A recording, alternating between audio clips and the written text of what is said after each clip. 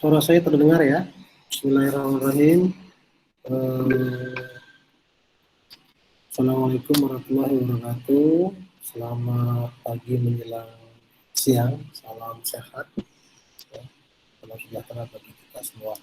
Baik, untuk pertemuan kali ini kita masuk kepada pertemuan ke-6, di mana pertemuan ke-6 itu kita akan membahas tentang metode ilmu pengetahuan, ya, di mana dalam mencari sebuah kebenaran kita dihadapkan dengan cara atau metode yang akan kita gunakan.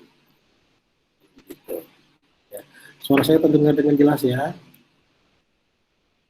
Baik. Apa yang dimaksud dengan metode pengetahuan? Mari kita coba sama-sama diskusi terkait dengan metode pengetahuan. Nah, ketika kita berupaya mencari sesuatu untuk mengetahui sesuatu, kita biasa melakukan atau menjawab sebuah fenomena atau persoalan atau hambatan yang kita hadapi, itu biasanya kita menggunakan beberapa cara. Jadi kalau kita berbicara metode, itu adalah cara atau jalan. Kadang kita memiliki tujuan yang sama, tapi bisa saja kita untuk mencapai tujuan itu memiliki cara yang berbeda. Ya, kita melihat di sini bahwa ketika ada sebuah problem atau ketidaktahuan sehingga manusia berkeinginan untuk mencari tahu, mencari jawaban, mencari solusi. Ketika kita dalam upaya mencari masalah, mencari solusi, mencari jawaban, itu kita dihadapkan oleh dua pendekatan. Ya. Yang pertama adalah pendekatan non-ilmiah. Kemarin kita sudah bicara tentang penalaran, bagaimana penalaran dan didasari dengan analisa mendalam dan logika. Di dalam analisa yang mendalam itu ada metode, ada cara. Cara ini terbagi menjadi yang pertama pendekatan atau metode non-ilmiah. Ya, bicara non-ilmiah, setiap orang memiliki pengalaman yang berbeda-beda. Tidak bisa digeneralisasikan, tidak bisa ditarik kesimpulan secara umum tanpa adanya indikator-indikator yang kita sepakati bersama. Dan manakala pendekatan non-ilmiah ini tidak bisa dipertanggungjawabkan. Setiap orang memiliki hak yang berbeda-beda ketika menggunakan cara atau metode. Ya. Yang kedua, pendekatan dengan ilmiah. Nah, ini yang dikatakan pendekatan yang menggunakan ilmu pengetahuan. Kemarin kita bahas tentang bagaimana sistematikanya, bagaimana cara menguji kebenaran tersebut, dengan cara apa? Dengan cara melakukan penelitian. Penelitian tersebut dilakukan agar dapat menjawab dan memberikan solusi terhadap masalah yang dihadapi oleh manusia. Nah, apa perbedaan ilmiah dan non-ilmiah? Dikatakan tadi ilmiah perumusannya kabur dan abstrak. Bicara abstrak, setiap manusia tidak bisa menjelaskan pikiran abstraknya ke manusia lain, sehingga tidak bisa diukur. Tidak bisa diukur secara empiris dan dapat bersifat supranatural atau jadi ketika bicara abstrak belum tentu lukisan abstrak tipe A dianggap bagus atau baik oleh si pelihat atau penikmat lukisan yang lainnya. Karena apa? Perumusan tersebut bersifat abstrak, tidak bisa didefinisikan dengan baik, tidak bisa didefinisikan secara universal. Ya. Kemudian yang non ilmiah itu jawabannya tidak diperoleh dari hasil pengamatan data di lapangan. Subjektif bisa, karena bersifat abstrak, ya tidak bisa universal. Sehingga data dan hasil pengamatan di lapangan berbeda-beda. Ini non ilmiah. Kemudian keputusan tidak didasarkan pada hasil pengumpulan dan analisis data. Kesimpulan tidak dibuat untuk diuji ulang oleh orang lain. Contohnya penggunaan akal sehat, prasangka, intuisi, ya, penemuan yang secara coba-coba atau kebetulan, pendapat otoritas, dan pikiran kritis. Ini yang non ilmiah. Jadi kalau bicara prasangka atau feeling, oh feeling saya nggak enak nih, nah, itu pendekatan non ilmiah tidak bisa kita perdebatkan secara universal. Kemudian apa yang dikatakan pendekatan ilmiah merupakan perumusan yang masalahnya jelas spesifik, artinya kita bisa lihat, kita bisa tahu, kita bisa dapat pokok pikiran dari rumusan masalah. Kemudian masalah merupakan hal yang dapat diamati dan diukur secara empiris, dapat diukur, dapat diamati oleh panca indera. Ketika kita bicara api ini panasnya berapa derajat Celcius atau air akan mendidih sempurna pada di level berapa derajat Celcius, ini bisa diamati oleh panca indera, minimal oleh alat peraba panas, atau mungkin oleh mata yang ketika sudah mendidih itu bisa dikatakan bergejolak, itu dengan indikator pengamatan sederhana. Misalkan kita mengamati proses mendidihnya air, benda cair. Ketika dia sudah bergolak mendidih, sudah dapat dipastikan air itu sudah di atas 100 derajat Celcius. Hal itu yang kita sama-sama secara metode sederhana bisa diamati secara empiris dan bisa diukur. Jawaban permasalahannya berdasarkan data. Bahwa dari zaman dahulu kala sampai besok ya mungkin akhir zaman yang namanya air mendidih itu ya akan bergolak. Nah, kemudian proses pengumpulan dan analisis data serta pengambilan keputusan berdasarkan logika yang benar. Kalau kemarin kita bicara teori koherensi, ya, ketika bicara air, benda cair yang dipanaskan akan memuai atau akan mendidih, maka secara logika apapun benda yang bersifat cair, bukan hanya air, gitu, tetapi misalkan sirup atau benda cair lainnya, gitu, manakala dipanaskan akan mendidih. Nah, itu yang cara pengambil keputusan berdasarkan logika.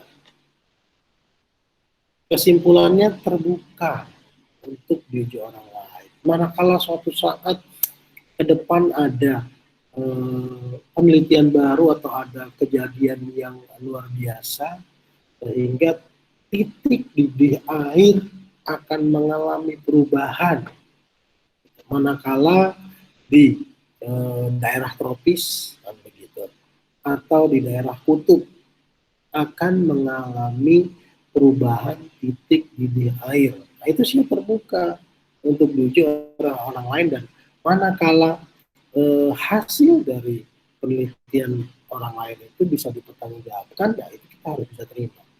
Jadi pendekatan ilmiah yang menuntut kita untuk terbuka, untuk bisa menerima teori-teori kebenaran baru.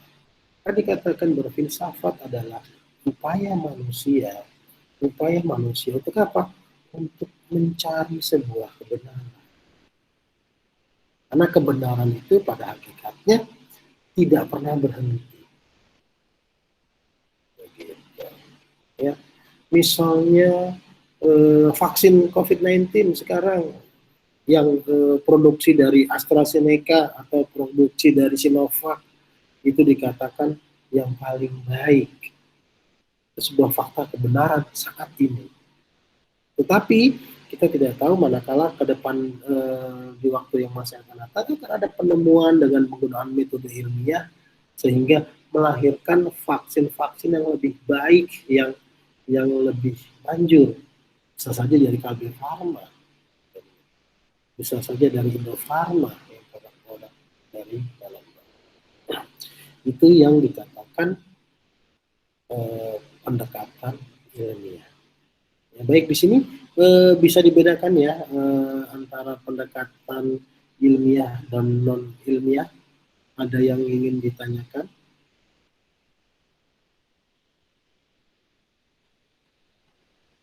Oke, kemudian kita teruskan. Yang dimaksud metode ilmiah itu apa? Metode ilmiah itu adalah sebuah sistem, mekanisme, atau cara untuk mendapatkan pengetahuan dengan prosedur-prosedur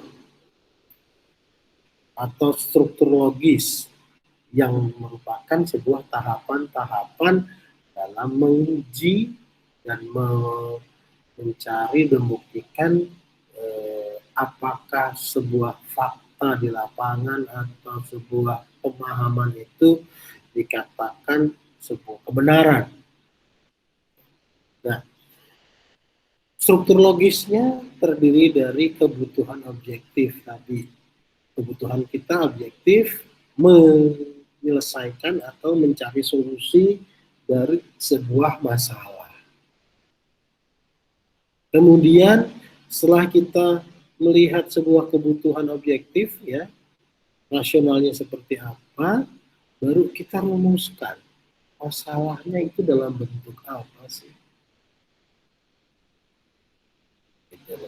Ketika permasalahannya ini, andaikan saat ini permasalahannya adalah bagaimana menangani kasus peningkatan pasien yang terpapar COVID atau masyarakat yang terpapar COVID-19. Itu kita rumuskan. Oh, sehingga rumusan masalahnya adalah bagaimana kita mengantisipasi atau kita mentreatment ya pasien-pasien yang terpapar oleh COVID. Bagaimana caranya merumuskan masalah? Kita tes dengan 3T. Pertama kita tes, ya, kita melakukan tes awal. Kemudian kita telusuri, tracing. Ya, kenapa sih kok tingkat persebaran di Indonesia sangat tinggi di bulan-bulan tertentu atau di momentum-momentum tertentu, gitu kan? Kita sudah mulai tracing tuh.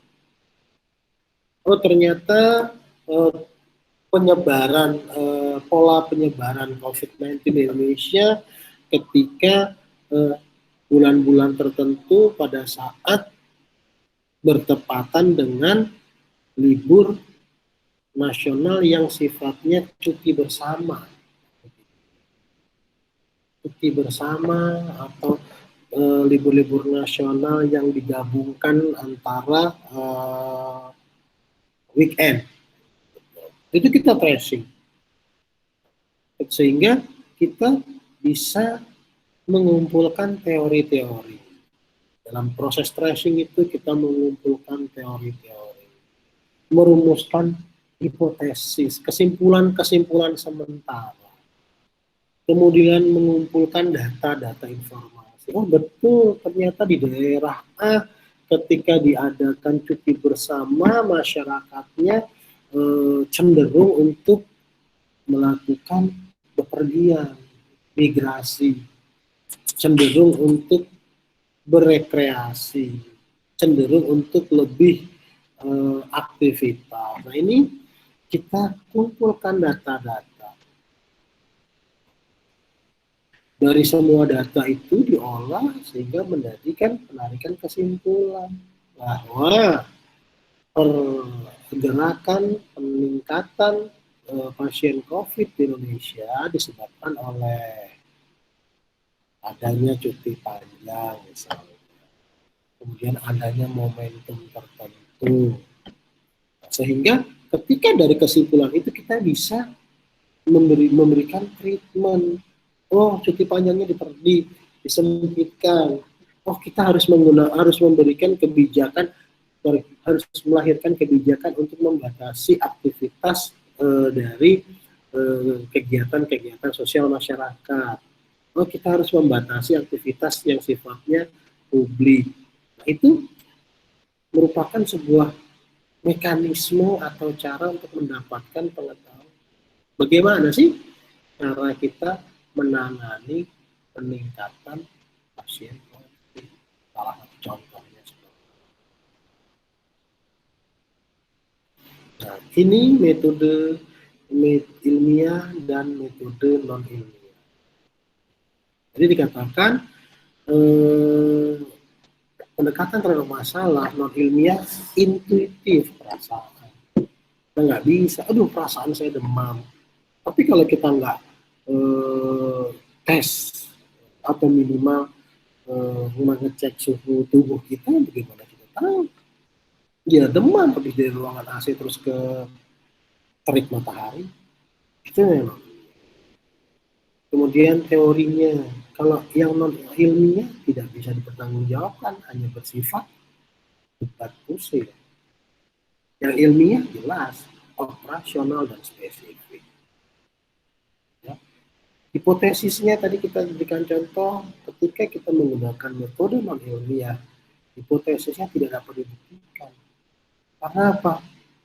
Pendekatannya intuisi. Setiap orang memiliki perasaan yang berbeda-beda. Perasaan saya demam, belum tentu demam. Perasaan saya mual, belum tentu dari mana, gitu kan?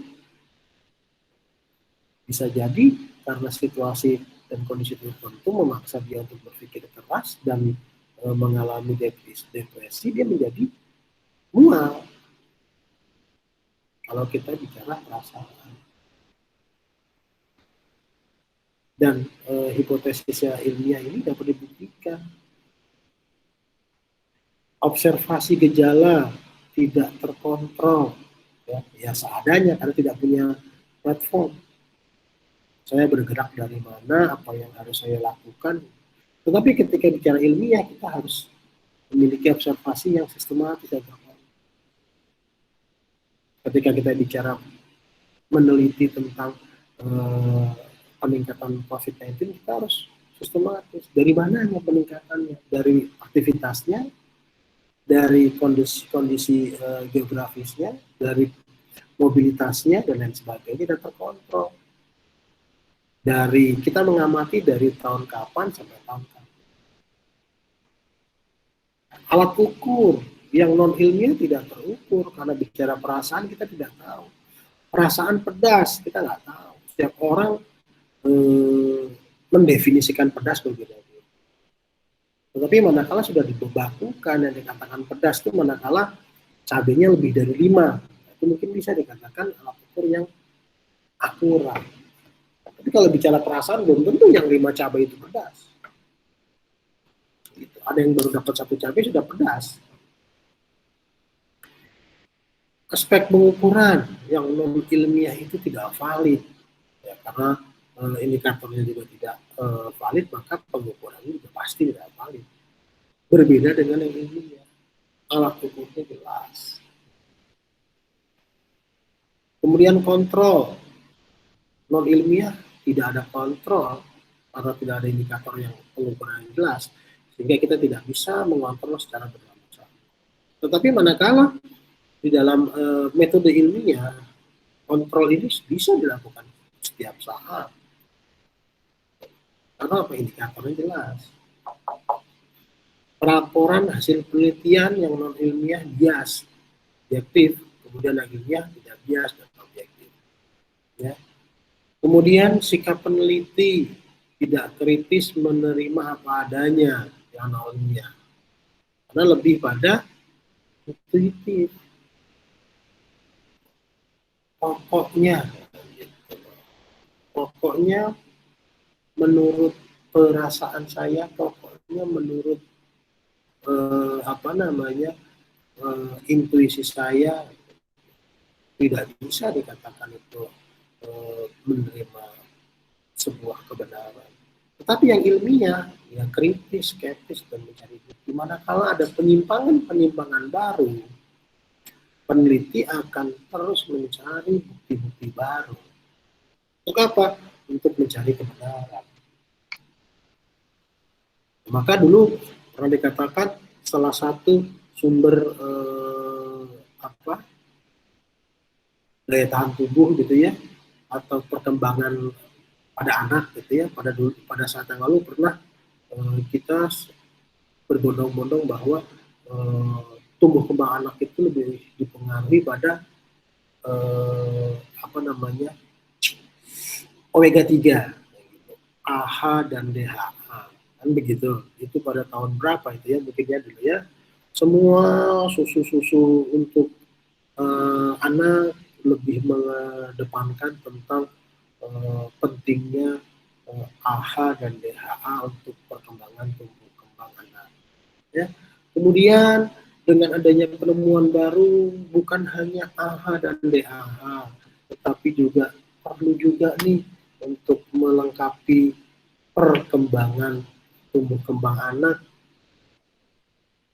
adanya asupan dari probiotik, kan begitu.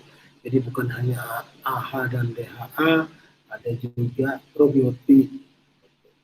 Untuk B kompleks tidak cukup dengan B kompleks, ada ditambahkan lisin umpamanya, kan begitu. Hingga pada saat ini sebuah formula susu bicara AHA dan DHA adalah sebuah komponen standar. Karena ada bukti-bukti baru bahwa bukan hanya itu yang dapat memaksimalkan tumbuh kembang anak, tapi perlunya adanya kalsium. Karena anak bukan tumbuh ke samping, tapi tumbuh ke atas. Nah ini kan sebuah sikap kritis dalam rangka mencari kebenaran dan kita mencari bukti-bukti. Ini proses perjalanan ilmiah dari mulai fungsi tumbuh kembang anak dipengaruhi oleh AHA dan DHA, sekarang lebih kompleks, begitu loh. Bukan hanya AHA dan DHA, maka diperlukannya probiotik dan juga diperlukannya kalsium. Nah, kemudian yang berikutnya, aspek berikutnya adalah penyimpulan terhadap hubungan antar variabel. Nah, menghubungkan antar dua kejadian tanpa pengujian, mencari. Yang ilmiah adalah mencari hubungan antar variabel secara sistematis. Kenapa sih kok aspek tumbuh kembang anak itu tidak hanya AHA dan DHA? Ternyata ketika melakukan penelitian yang diulang-ulang terus-menerus, ternyata di dalam usus ada yang namanya flora usus. Flora usus itu perlu apa? Perlu probiotik, perlu bakteri yang baik sifatnya. Maka unsur penyerapan nilai-nilai gizi di dalam makanan itu bisa terserap dengan baik. Ketika ada penemuan baru, ada fenomena baru lagi, ternyata tidak hanya AHA dan DHA, maka diperlukan juga kalsium. Karena yang namanya tumbuh kembang anak bukan hanya dari sisi bagaimana penyerapan gizi dari makanan itu di dalam perut, tetapi juga bagaimana mengkonversi nilai-nilai makanan itu ke dalam tulang dan gizi. Maka perlunya asupan kalsium.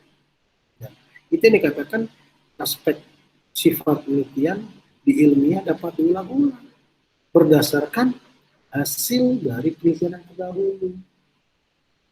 Jadi sebuah spiral, ya, spiral kalau saya analogikan sebuah spiral berbentuk per. Jadi dia akan mengulang ke titik yang awal, tetapi di step yang lebih tinggi. Dia akan mengulang lagi, baik. Mengulang lagi sehingga kompleksitas. Sehingga metode-metode ilmu pengetahuannya akan terus berkembang. Akan terus berkembang, kemudian akan terus memiliki keterkaitan dengan metode-metode yang lain. Sehingga pada saat ini bukan hanya dari sisi kesehatan, dari sisi teknologi pun bisa disinkronisasikan sehingga muncul teknologi baru yang dinamakan apa ya, intelijensia apa tuh, UI gitu ya. Kita bisa handphone kita bisa melihat dan membaca mimik wajah. Itu kan perpaduan dari berbagai macam metode ilmiah, dari mekanikal elektronika bicara ke fisik manusia, bahkan saya sering katakan mungkin ya iWatch bisa membaca detak jantung tidak? Saya nggak punya nih, mungkin teman-teman ada yang punya. Mungkin di smartwatch itu ke depan kita sudah bisa membaca detak jantung. Kita di dalam smartwatch kita sudah bisa membaca kolesterol, kan begitu. Sudah bisa mendeteksi manakala ada kelainan atau ketimpangan sistem kesehatan kita. Tidak menutup kemungkinan berdasar dari mana? Metode-metode ilmiah. Bagaimana kita melakukan penelitian dan menciptakan sebuah produk yang bisa mendeteksi hanya dari sentuhan kulit. Zaman dulu termometer pakai ditaruh di ketiak ya, diemut. Sekarang hanya ditembak termogan. Itulah contoh perkembangan ilmu dengan menggunakan metode ilmiah yang sifat penelitiannya diulang-ulang. Beda dengan non ilmiah. Kan begitu. Sifat metode ilmiah di sini dikatakan bahwa efisien dalam menggunakan sumber daya. Ya, karena setiap detik pergerakan dihitung efisiensinya.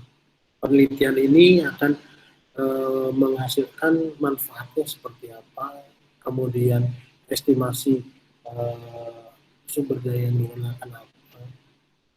Kemudian tadi terbuka, ya tadi ya seperti saya jelaskan ketika bicara dari mulai AHA dan DHA sampai dengan kalsium tulang terbuka. Ketika ada teori-teori baru, mari kita sama-sama cari pembuktian.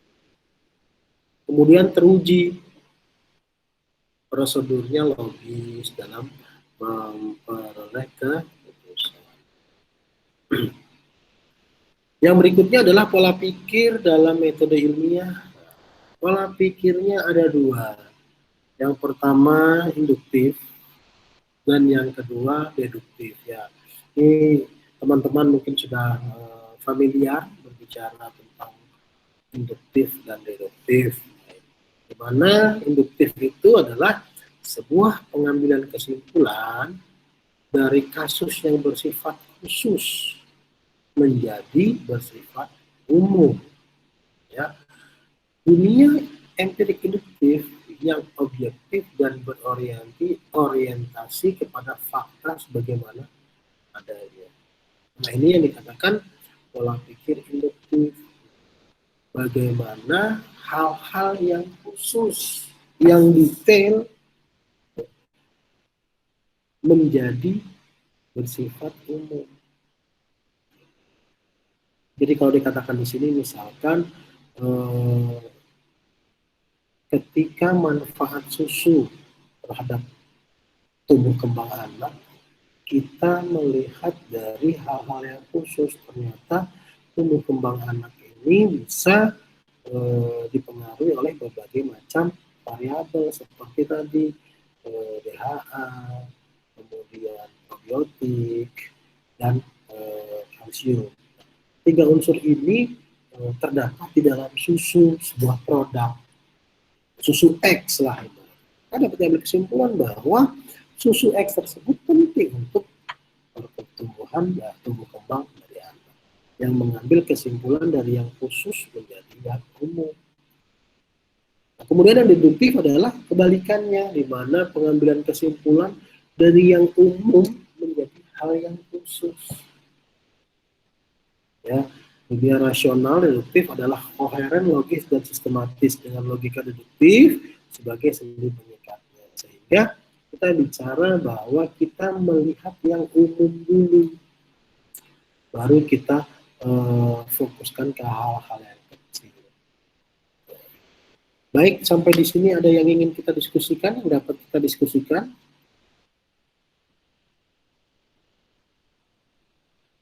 Lanjut ya.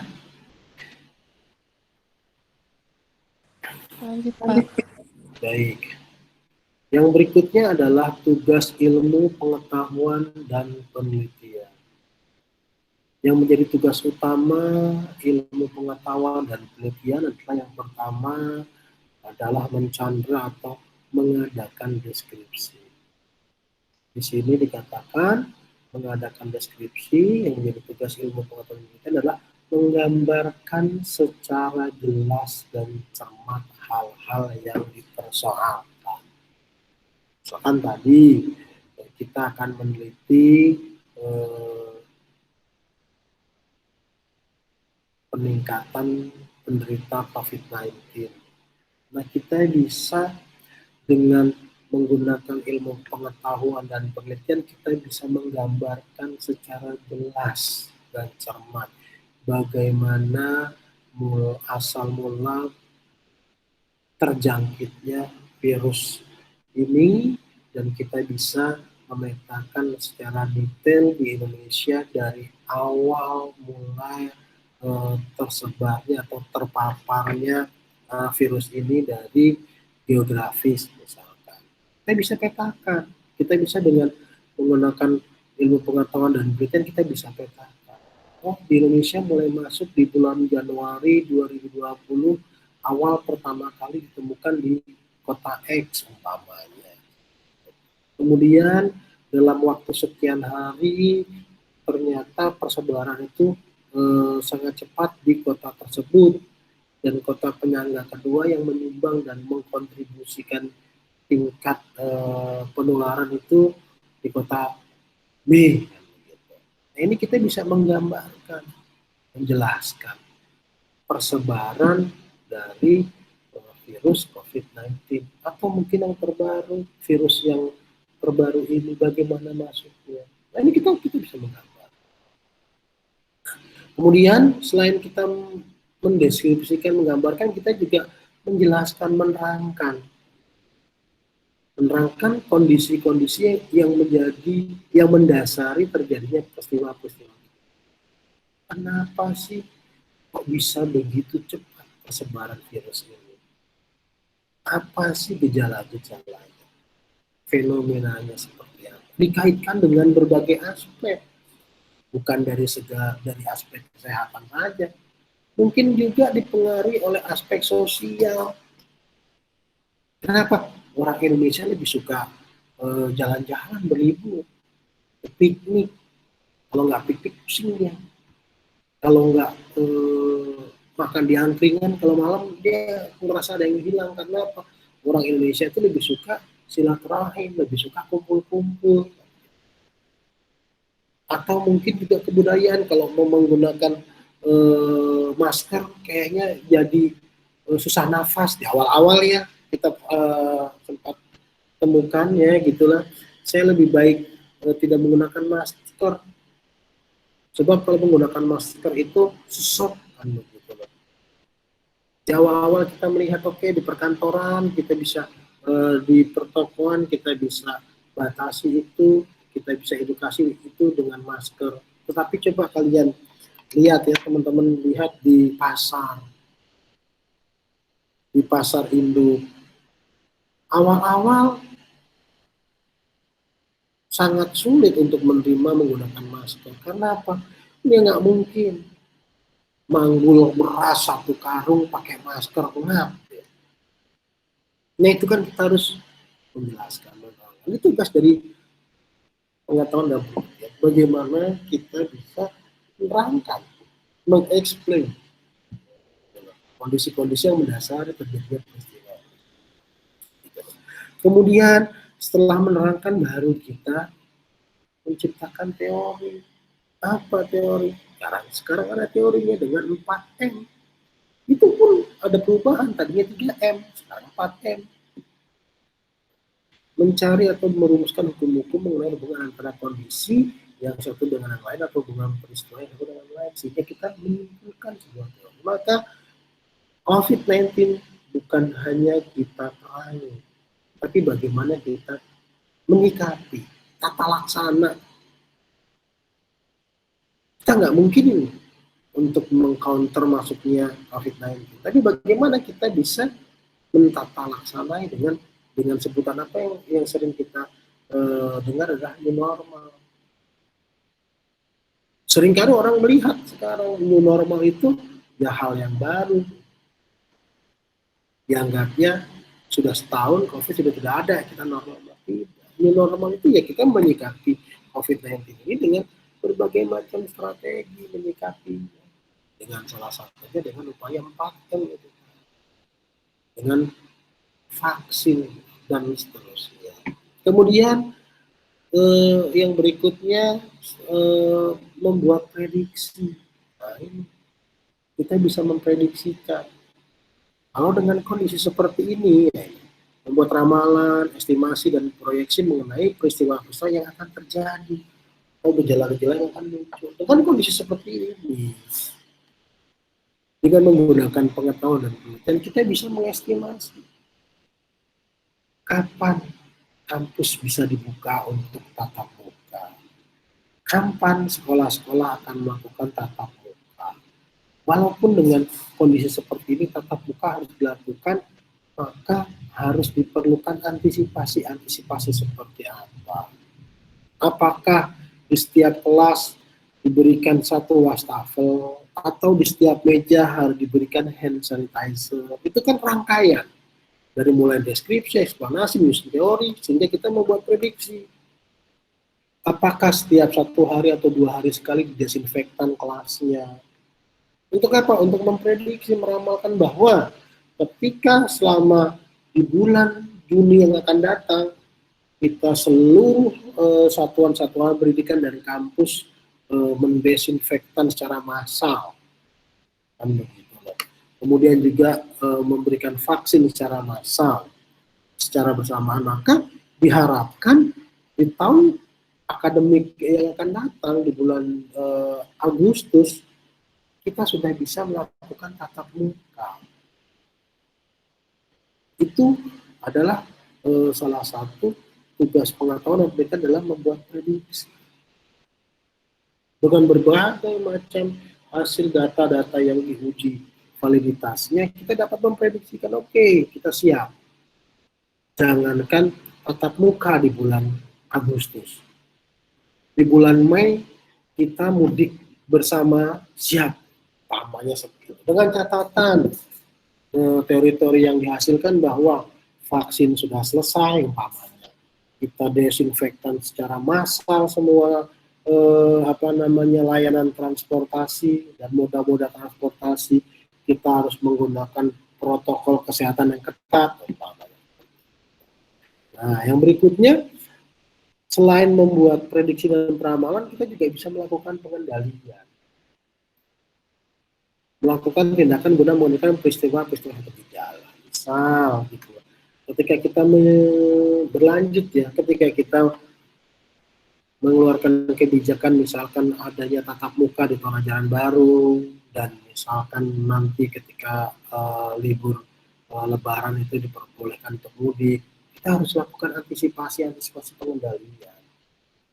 Oh, pemotor nih kalau mudik dia sukanya kalau sudah lelah dia tidak mikir tempat istirahatnya itu layak atau tidak, sehingga ketika ada pom bensin dia main masuk saja, kemudian tidur geletak di masjidnya atau di musola pom bensin, di rest areanya. Maka dengan berbekal informasi itu kita bisa melakukan pengendalian.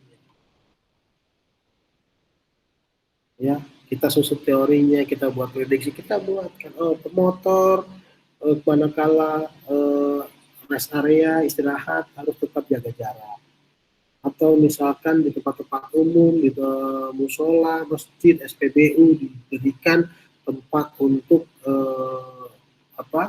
hand sanitizer, sabun dan sebagainya, sampai pembersihan desinfektan secara berkala. Ini kan pengendalian. Maka itu yang merupakan tugas dari ilmu pengetahuan dan penelitian.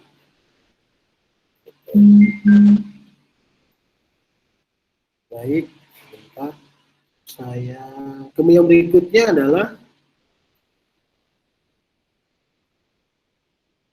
metode abduksi. Jadi ada 3 metode. Pertama induksi, deduksi, dan abduksi. Saya sedikit bercerita tentang metode abduksi. Adalah metode yang mungkin saat ini bisa atau saat ini mungkin banyak digunakan oleh berbagai banyak kalangan ya. Dia mengatakan abduksi adalah suatu bentuk penyimpulan yang terdiri dari 3 proposisi yang berkaitan tentang hukum, berkaitan tentang kasus, dan kesimpulan.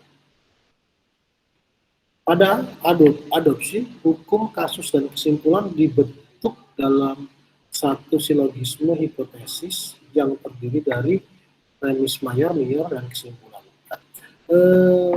Intinya metode abduksi adalah metode yang diambil ketika pola pikir atau metode tersebut memiliki nilai kebermanfaatan. Ya. Jadi kalau kaitannya dengan teori kebenaran kemarin ada, metode abduksi lebih pada pola pikir teori kebenaran yang bersifat pragmatis. Jadi metode yang diambil manakala di dalamnya memiliki nilai kebermanfaatan. Nah, pertanyaannya adalah kebermanfaatan ini bagi siapa? Ini yang membuat terkadang kita berdebat. Belum tentu ya sesuatu hal diputuskan memberikan kebermanfaatan yang sama bagi golongan lain. Misal, vaksin yang sekarang terjadi, ada isu tentang kandungan atau halal tidak halalnya.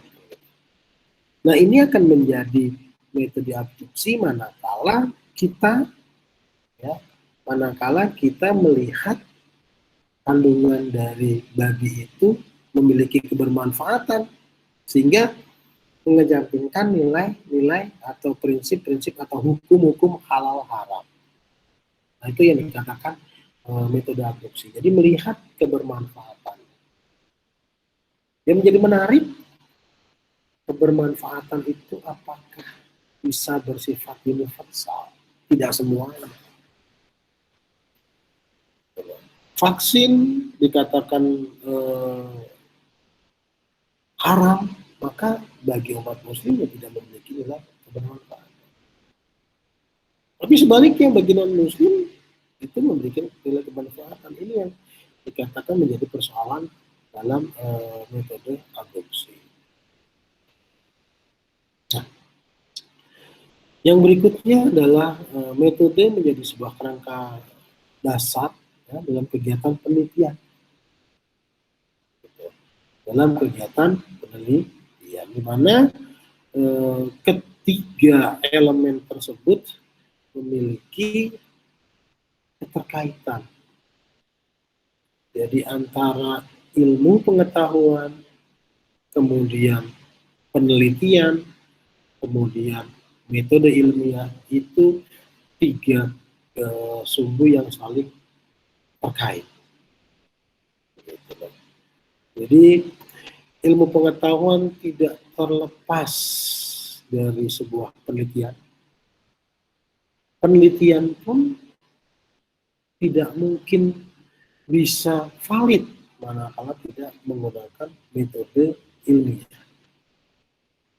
Jadi ketiga unsur ini merupakan sebuah implementasi atau sebuah salah satu bentuk keterkaitan antara tiga unsur: ilmu pengetahuan, metode ilmiah, dan penelitian. Oke, baik, sampai di sini ada yang bisa kita diskusikan terkait dengan metode ilmu pengetahuan. Baik. Pak izin bertanya. Ya, silakan. Saya Faktian RP028. Tadi sedikit menarik mungkin ya. Waktu tadi Bapak menjelaskan yang tentang metode abduksi, yang Bapak mencontohkan di mana ketika misalkan ada contoh yang di babi itu haram. Terus juga kalau misalkan kita bisa melihat kebermanfaatan dari babi, maka kita mungkin bisa mengambil manfaat dari babi tersebut tanpa menomorduakan halalnya. Itu maksudnya bagaimana ya Pak? Saya Gimana? Kenapa? Maksudnya gimana maksudnya? Yang kalimat terakhir tadi saya maksudnya apakah dengan apakah pengambilan keputusan secara metode abduksi itu kita menjadi lebih mengambil manfaat dari babi gitu ketika babi mempunyai manfaat ketimbang halal haramnya gitu Pak? Ya, baik. Oh, bagaimana? Kita bicara ilmu pengetahuan yang ilmiah. Nah, bicara ilmiah ini tadi kan kesimpulannya terbuka dan dapat diuji oleh orang lain. Ketika nilai kebermanfaatan itu ternyata memang pada saat diuji kebenarannya kan begitu, kemudian dianalisis data dengan mengambil kesimpulan berdasarkan teori dan segala macam, pada akhirnya memang dapat memberikan kebermanfaatan kontekstual dari ilmiah ya, gitu ya, itu ya tentunya bisa kita terima dengan akal. Tapi kan menjadi sebuah persoalan manakala kita menerima itu dengan menggabungkan pendekatan ilmiah dan non ilmiah yang mereka sangat bertolak belakang. Itu akan menjadi persoalan. Tapi manakala kita bertolak pada nilai-nilai pendekatan ilmiah, metode abduksi sangat memungkinkan untuk kita gunakan, dan memang itu yang paling baik gitu. Jadi melihat dari sisi kebermanfaatan.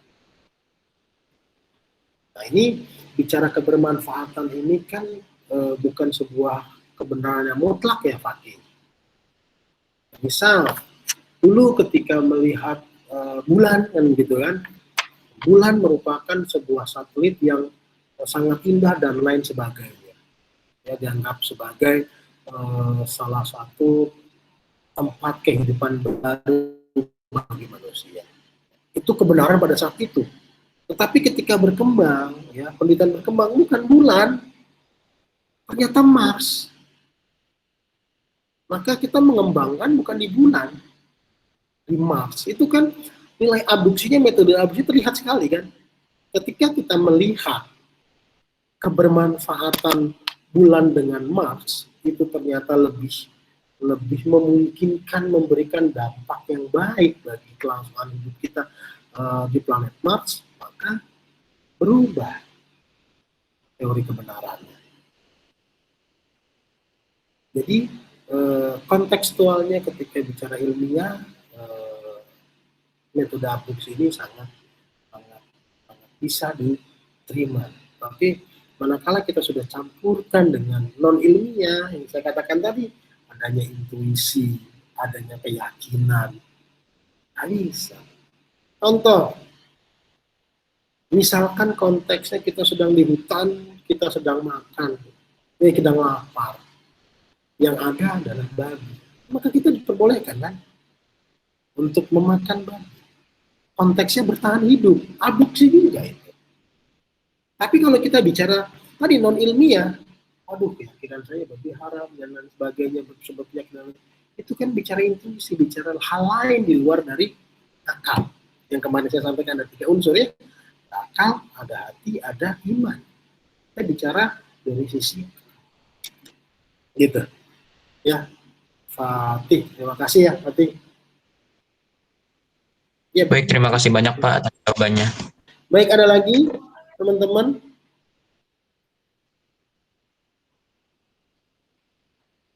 Halo, ada lagi?